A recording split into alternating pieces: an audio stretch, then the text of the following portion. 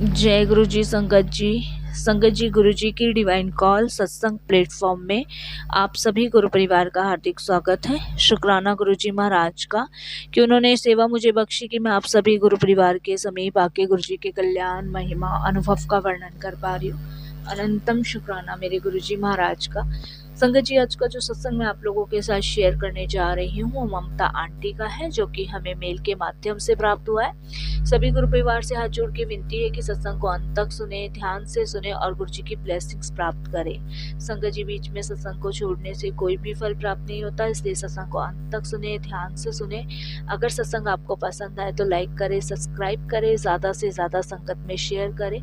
Bell icon दबाना बिल्कुल भी ना भूलें, जब भी कोई लेटेस्ट सत्संग आए उसका नोटिफिकेशन सबसे पहले आपके पास आए। संगत जी, चलिए चलते हैं सत्संग की ओर। सत्संग शुरू करने से पहले हम गुरु जी का मंत्र जाप करेंगे। ओम नमः शिवाय, शिव जी सदा सहाय। ओम नमः शिवाय, गुरु जी सदा सहाय। जय गुरु जी। संगत जी, ये मेरा पहला शुक्राना सत्संग है। कोई भी भूल चूक हो जाए, कैसी भी भूल चूक हो जाए, मुझे क्षमा कीजिएगा।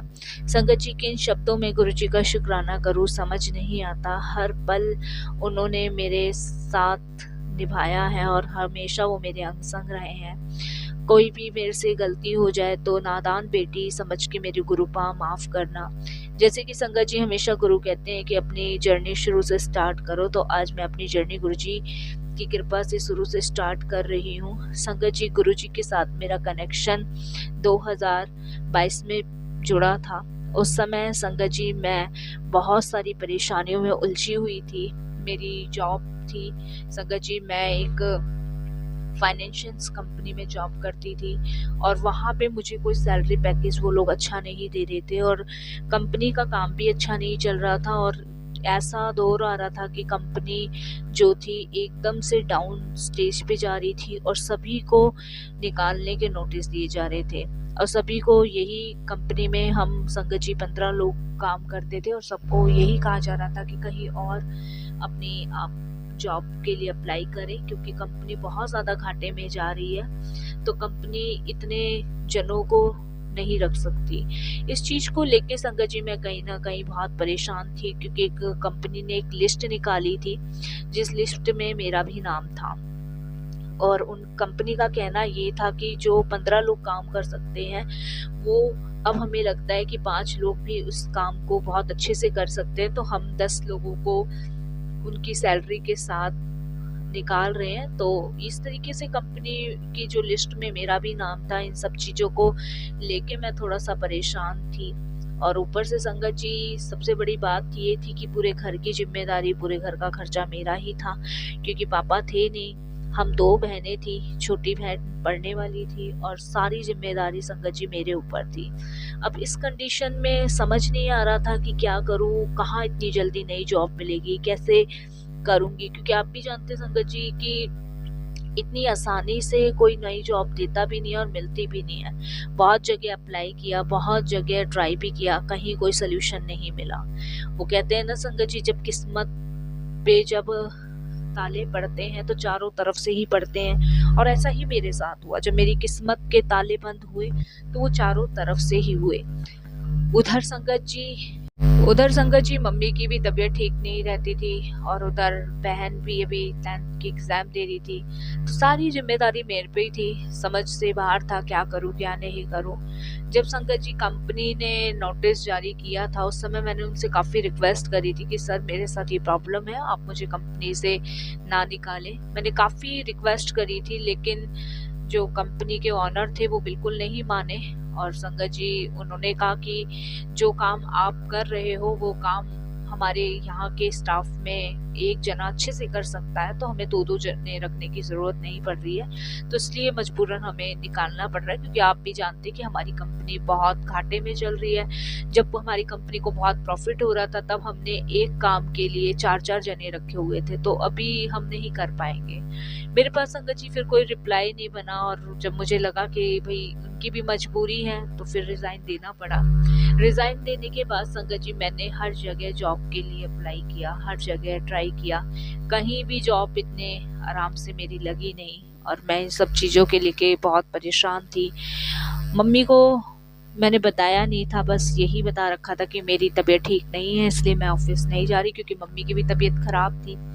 अब टेंशन वाली बात ये थी कि मम्मी को कितने दिन मैं झूठ बोल सकती थी कि मेरी जॉब चली गई है या हटा दिया है, जो भी था नहीं बता सकती थी। इस चीज को लेके बहुत परेशान थी। बस संगत जी कहते हैं ना, जिसके सिर पे जिम्मेदारी होती है उसको पूछो, उसे रात को भी नींद नहीं आती। वही मेरा हाल था। बहुत ज्यादा मैं संगत जी परेशान थी। संगत जी मेरे एक फ्रेंड है, और फ्रेंड क्या है कि मान लीजिए कि आने वाले टाइम में उनसे मेरी शादी ही होगी। तो मेरे एक फ्रेंड है और मैंने उनको फ़ोन पे सारी चीज़ें डिस्कस करी, सारा कुछ मैंने बताया। फिर मैंने उनसे कहा कि यार कुछ तो करो, कुछ तो करो, क्योंकि मेरी जॉब लगनी बहुत ज़रूरी है। क्योंकि जब तक फैमिली को मुझे ही संभालना है, मैं तुमसे भी कब तक हेल्प लेती रहूँगी, कब तक तुम मेरी सपोर्ट करते रहोगे।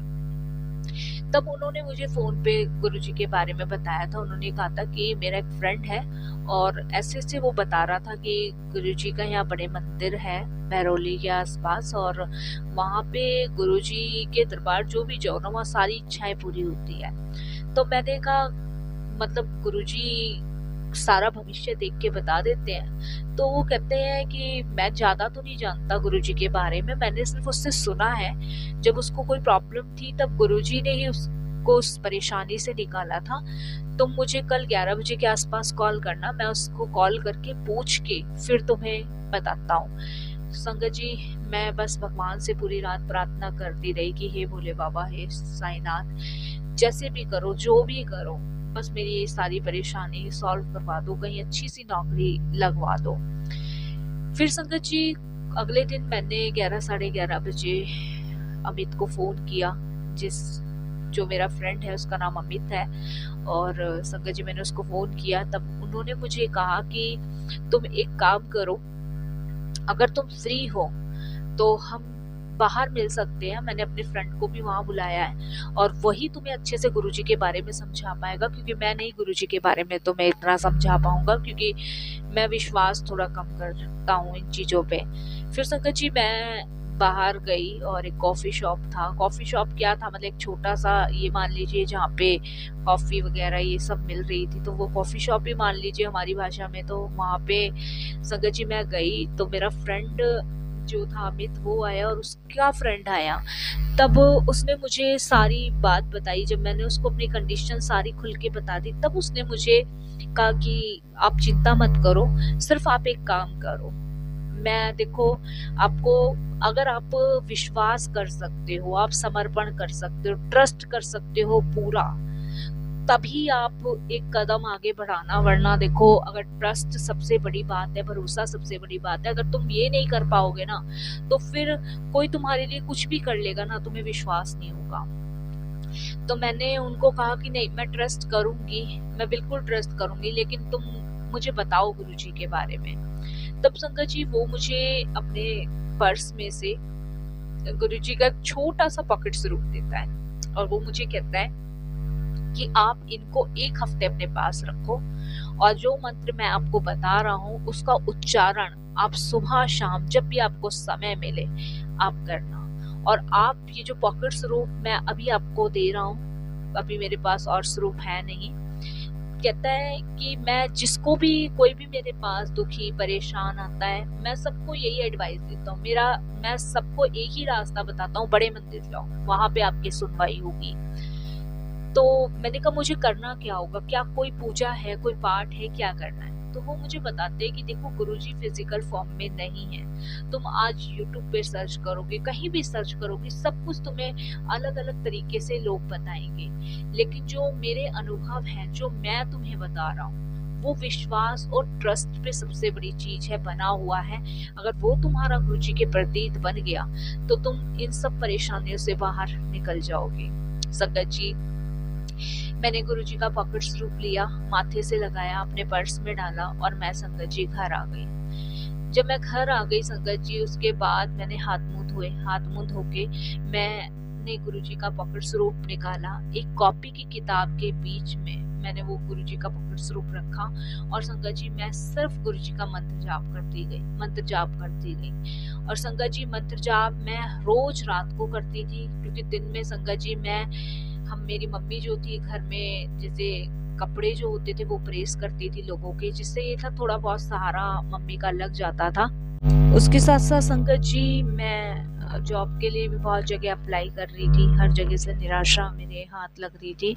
लेकिन संगत जी वो निराशा जो मुझे हाथ लग रही थी उससे कहीं ज्यादा मुझे थोड़ी सी संतुष्टि इस चीज की थी कि गुरुजी अब घर में हैं और मुझे इन पे विश्वास करना है, इन पे ट्रस्ट करना है, जो ये करेंगे अच्छा ही करेंगे। और संगत जी एक हफ्ते जिस तरीके से उन भैया ने मुझे एक हफ्ते गुरुजी को रखने को कहा था, एक हफ्ते संगत जी मैंने गुरुजी को रखा और एक हफ्ता पूरा भी नहीं हुआ था कि संगत जी छठे दिन जो मैंने मेल कंपनी में भेजी थी वहां से रिप्लाई आया और संगत जी उन्होंने मेरा जो रिज्यूम था वो एक्सेप्ट किया और मुझे इंटरव्यू के लिए बुला लिया। मेरी जिंदगी का सबसे पहला मैजिकल ये था। और संगत जी इसके लिए मैं गुरुजी का किस शब्दों में शुक्राना करूं मुझे समझ नहीं आता। संगत जी इंटरव्यू देने गई और गुरुजी महाराज की कृपा से सिलेक्शन हुआ। उसके बाद मैंने फिर से अमित को फ़ोन किया और बताया कि ऐसे ऐसे मेरा जॉब के लिए सिलेक्शन हो गया। तो वो मुझे कहता है ये तो बिल्कुल ही चमत्कार हो गया। फिर संगत जी उसने अपने फ्रेंड को बताया तो उसने कहा कि आपने पूरा विश्वास भरोसा गुरुजी पे किया, इसलिए गुरुजी ने आपकी सुनी, क्योंकि आप दिल के साफ हो, सच्चा मन है, सच्चा भाव आपका है, इसलिए गुरुजी ने आपकी सुनी। उसके बाद तो संगत जी गुरुजी से ऐसा कनेक्शन मजबूत हुआ।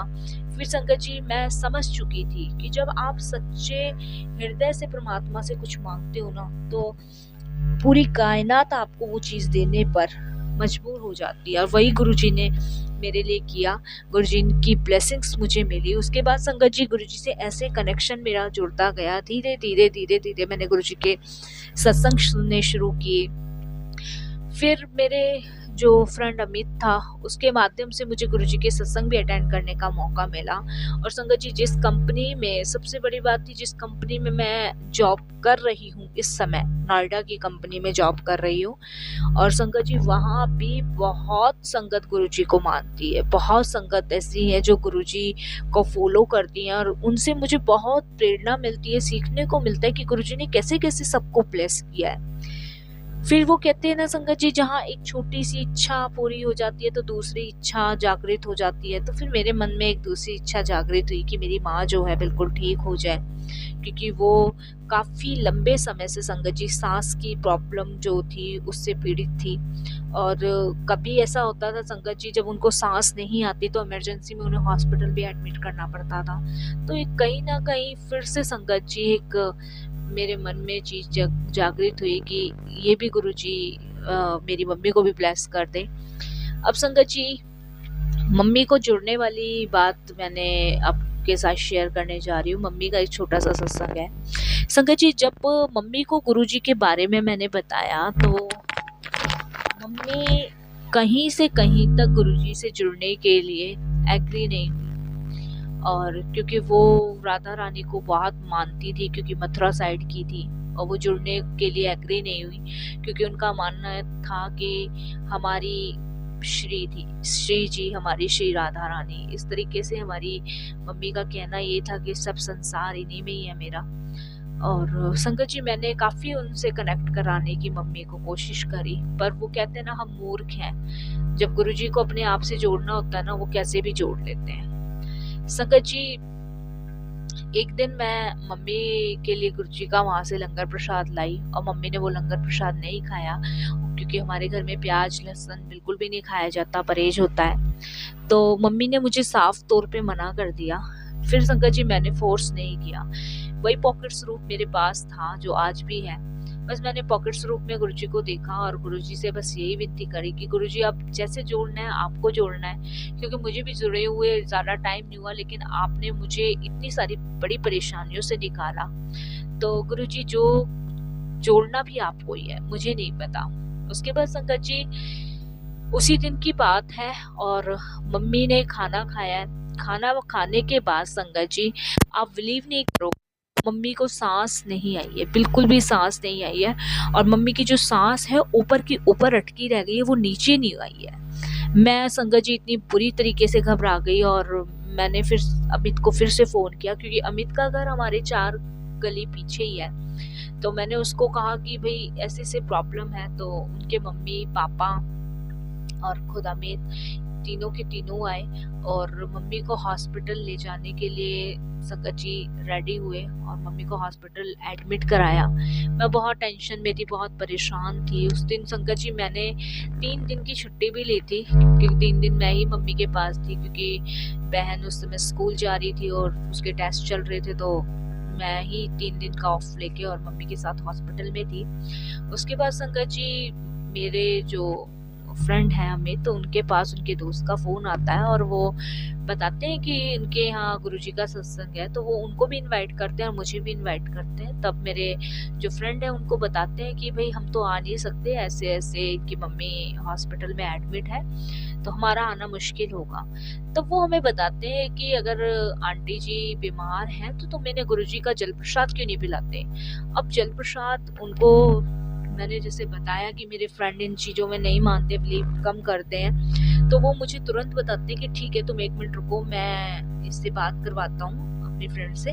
और संगत जी फ़ोन उन्होंने मेरे हाथ में दिया और मेरे से बात करवाई।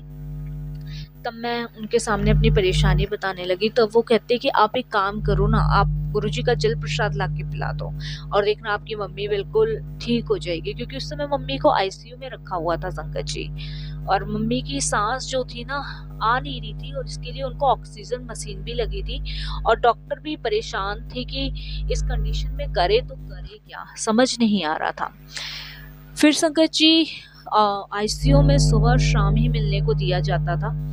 संगत जी दिन का समय मेरे पास था और मुझे ये नहीं पता था कि मंदिर शाम को खुलता है। संगत जी उस दिन मैंने अपनी बहन को हॉस्पिटल में रखा और मैं और मेरे जो फ्रेंड है हमने अपने दोस्त से पूछ पाछ के जैसे तैसे हम बड़े मंदिर पहुंचे, क्योंकि मैं बड़े मंदिर नहीं गई थी जब से अब तक। जैसे तैसे संगत जी हम बड़े मंदिर पहुंचे। वहां से संगत जी हमने क्योंकि मंदिर खुला नहीं था उस समय और हमें ये पता नहीं था कि मंदिर शाम को खुलता है, क्योंकि टाइमिंग हमने पूछी नहीं थी, क्योंकि जल्दबाजी में इतने थे। लेकिन संगत जी फिर भी हम टाइम से वहां पहुंच गए। मंदिर खुलने में अभी संगत जी 1-1.5 घंटा था और हमें रिटर्न वापस आना था, तो हमें भी 1.5-2 घंटा लग जाता हॉस्पिटल पहुंचने में। उसके बाद संगत जी वहाँ पता चला कि मंदिर तो अभी नहीं खुलेगा, मंदिर शाम को खुलेगा। अब हम बहुत परेशान थे कि बाहर बैठ के करेंगे तो करेंगे क्या। बस फिर मेरे को एकदम से याद आया कि जो फ्रेंड थे उन्होंने बताया था कि आप अरदास सिर्फ गुरुजी के सामने करो, किसी इंसान से कहने की जरूरत नहीं है। मैंने बाहर ही मंदिर के बाहर खड़े होके सिर्फ मन ही मन गुरुजी से प्रार्थना करी। और इतने में एक सेवादार अंकल आते हैं अंदर से और वो बताते हैं कि आपको पता होना चाहिए कि मंदिर शाम को खुलता है और मंगलवार को आप इतनी जल्दी आ गए।